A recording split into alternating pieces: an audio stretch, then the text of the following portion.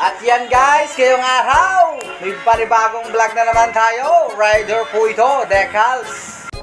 At yan pong ating layout. Napakakisig! Woo! Ang kisig talaga! At ang bogi! Woo!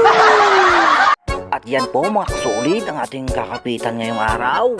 Napaka-glossing bearing sa ulo. Solid. Salamat po sa mahal namin customer. Sa amin po kayo pumunta para magpagawa. Solid kayo. At napaka-glossy talaga. Wow!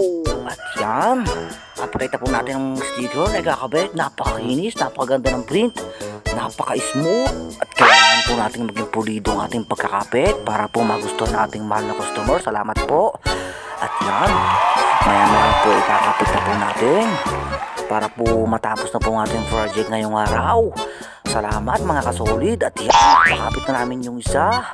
Napaka-glossy at napakakinis ng sticker. Yan, pinaikutan. Kailangan pala natin ng konting pulido dyan at sobrang pulido para po magustuhan natin mahal na customer. Salamat po ulit. At yan, kinakapit na po natin yung isa. Napaka-solid. Napakalambot ng kamay.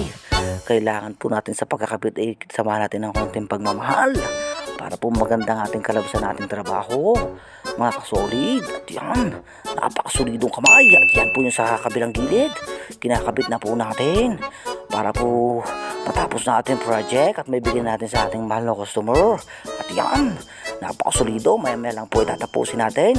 At yan po ang ulo. At tapos dyan ang napaka-solid, napakakinis. At yan ang ating sticker. Yan pala po yung makakasolid ay may dadalhin po silang kulang na bearings para po makabata namin. Hindi pa po kumpleto ang bearings nila. Salamat po sa inyo. Solid kayo. At yan, solid talaga ng sticker na gawa ng 5J sprints. Yo!